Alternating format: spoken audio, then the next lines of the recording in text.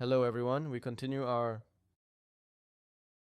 Kanshikan. Hello everyone, we continue our Second World War series and today's topic is the Battle of Britain. Shortly after British forces withdrew from the European continent with the evacuation of Dunkirk, late May to early June 1940, Germany completed its blitzkrieg invasion of France with its armored forces. The French government collapsed on June 16th and was immediately replaced by a regime seeking peace. This development, in the words of British Prime Minister Winston Churchill, suddenly left Britain alone in its island home as the last bastion against the threat of tyranny. In a speech delivered before Parliament on the 18th of June, Churchill declared, "What General Weygand called the Battle of France is over. I expect that the Battle of Britain is about to begin. Let us therefore brace ourselves to our duties and so bear ourselves that, if the British Empire and its Commonwealth last for 1,000 years, men will still say, this was their finest hour." The armistice signed on 22nd June divided France into two zones, one under German military occupation and the other remaining under nominal French sovereignty. The occupied zone stretched from the Swiss border to the Channel and covered the entire Atlantic coastline as far as the western end of the Pyrenees. The unoccupied zone comprised only the southeastern 2/5 of French territory. The French Navy and Air Force were to be neutralized but were not required to be handed over to the Germans.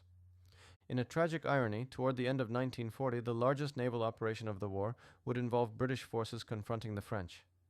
Prior to France's surrender, the British had agreed to release the Renaud government from its obligations as an ally, allowing it to seek a separate armistice with Germany.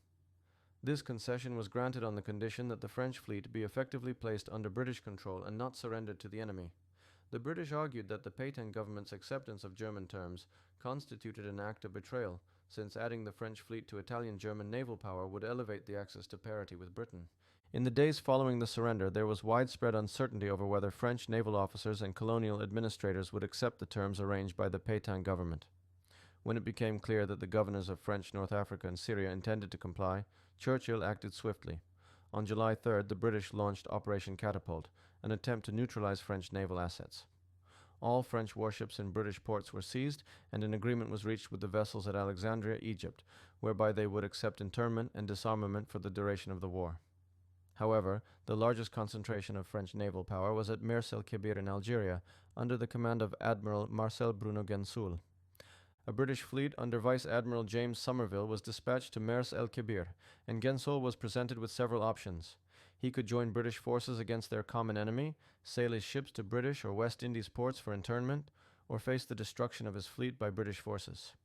Enraged, Gensoul stalled while signaling for reinforcements and preparing to sail. The British, having intercepted his radio communications, began mining the harbor entrance to prevent the fleet's escape.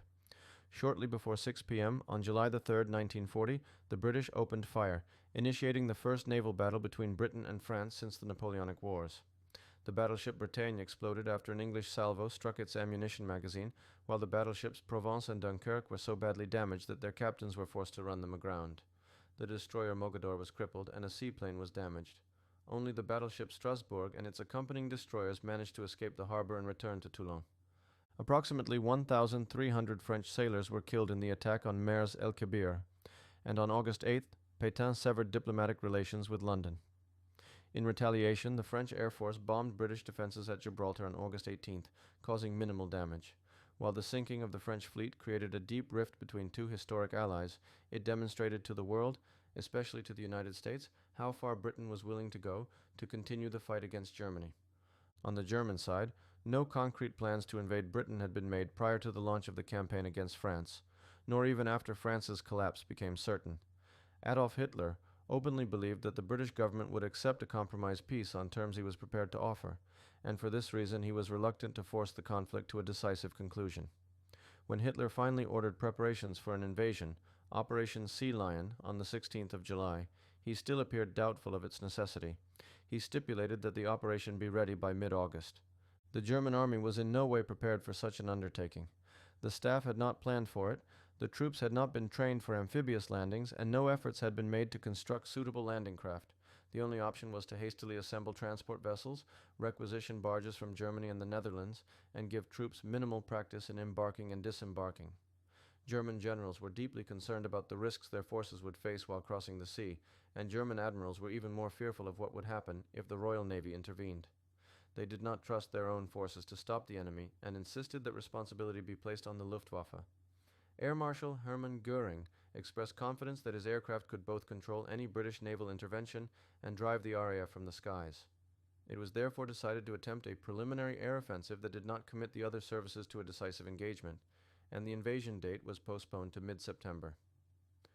Beginning on July 10th with bombing attacks on shipping and continuing into early August, air operations intensified against British convoys and ports. On August 13th, Hitler launched the main assault, Adlerangriff, Eagle attack, initially targeting air bases as well as aircraft factories and radar stations in southeastern England. Although targets and tactics shifted over time, the central objective remained the same, to wear down Britain's air defenses. This effort placed enormous strain on the limited resources of Fighter Command under Air Chief Marshal Sir Hugh Dowding. Britain deployed just over 600 frontline fighter aircraft for national defense. By contrast, the Germans committed approximately 1,300 bombers and dive bombers, around 900 single-engine fighters, and 300 twin-engine fighters, deployed along an arc stretching from Norway to the Cherbourg Peninsula in northern France. For Britain's defense, Fighter Command was divided into 4 groups. The most heavily pressured during the Battle of Britain were Number 11 Group, responsible for defending southeastern England and London from headquarters at Uxbridge, Middlesex, and Number 12 Group, responsible for the Midlands and Wales from headquarters at Watnall, Nottinghamshire. The remaining groups were Number 10 Group, defending southwestern England, and Number 13 Group, responsible for northern England and all of Scotland. Each group was divided into sectors that received reports from group headquarters about approaching Luftwaffe formations and scrambled squadrons from multiple airfields to intercept them.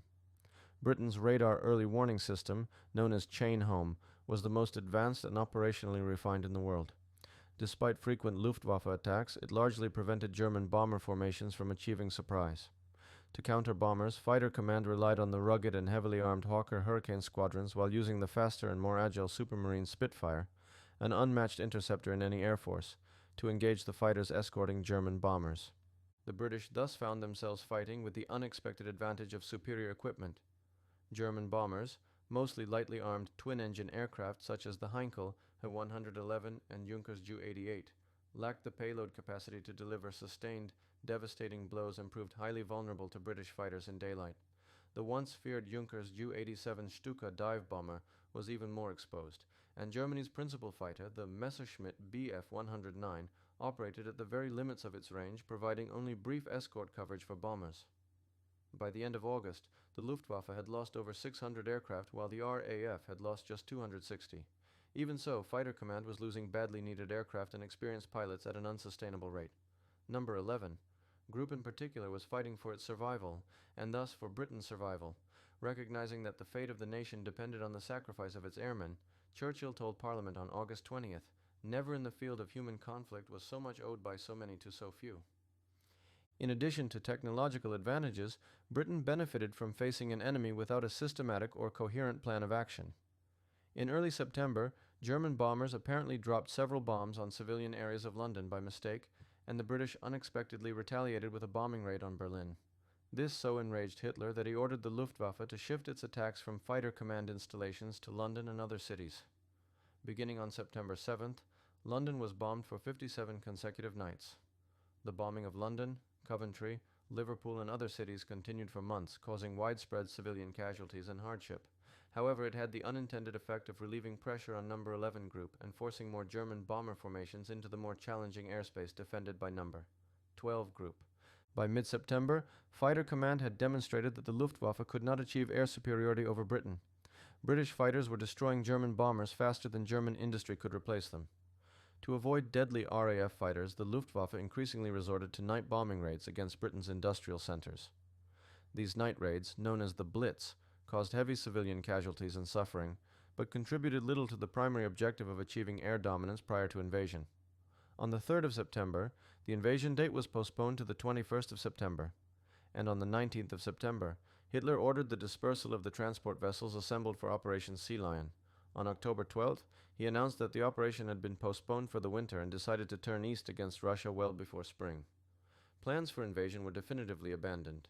Henceforth, operations against Britain would be limited to a blockade of its sea approaches, carried out primarily by submarines with Luftwaffe support. During the same period, Italy sought to profit from the war. Yet virtually all Italian campaigns ended in disaster.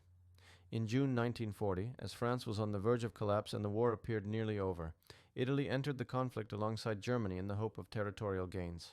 Mussolini announced the decision on June 10th to massive crowds across Italy, despite strong opposition from Foreign Minister Galeazzo Ciano. Italy's initial attack on the French Alps in June 1940 was abruptly cut short by the Franco-German armistice. Italy's real war began only in October when Mussolini launched a disastrous invasion of Greece from Albania, forcing Germany to intervene in 1941 to rescue Italian forces and occupy Greece. German forces were also compelled to support Italy in the bitter fighting in North Africa, culminating in the decisive Second Battle of El Alamein in October 1942, which destroyed Italian positions and led to the surrender of all Axis forces in North Africa in May 1943. Meanwhile, Italy lost its extensive East African empire, including Ethiopia, by early 1941, and the 250,000 Italian soldiers sent to Russia to assist German forces endured unimaginable hardships. The epic winter retreat of the Alpine Division alone resulted in thousands of deaths. In total, approximately 85,000 Italian soldiers never returned home from Russia. In short, the war became an almost unbroken series of military disasters for Italy. Poor leadership and low morale contributed significantly to this outcome. Italian soldiers fought far from home for causes in which few truly believed. Italy possessed few tanks or anti-tank guns. Clothing, food, vehicles, and fuel were scarce, and supplies could not be transported safely to North Africa or Russia. Italian factories could not produce weapons without steel, coal, or oil, and even when raw materials were available, production remained limited, as factories in northern Italy were subjected to heavy Allied bombing, particularly in 1942-43. Heavy raids destroyed iron ore production facilities on Elba, off the Tuscan coast, and severely damaged industrial areas in northern cities such as Genoa, La Spezia, Turin, and Milan. Naples and other southern cities were also bombed, as was the San Lorenzo district of Rome. More than 3,000 people were killed in the U.S. air raid on San Lorenzo in July 1943. From Germany's perspective, Italy became a front that had to be defended, contributing little of strategic value to the war effort. This brings us to the end of today's episode. In the next episode, we will discuss Germany's Balkan campaigns, the fighting in North Africa, and the subsequent invasion of the Soviet Union known as Operation Barbarossa. Please continue to follow us.